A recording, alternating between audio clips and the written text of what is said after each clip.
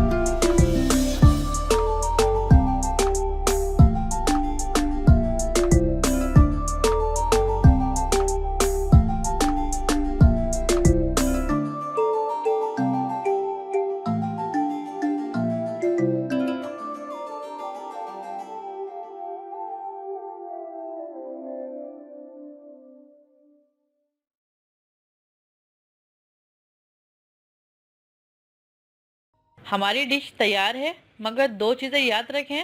Number एक, कोफ्ते gravy में ना डालें, बल्कि अलग बाउल में ग्रेवी निकाल कर कोफ्ते डालें, क्योंकि ये सॉफ्ट होते हैं, टूटने का डर होता है। और नंबर दो, आप चाहें तो पानी डालकर ग्रेवी बढ़ा भी सकते हैं। माशाल्लाह, क्या बात है।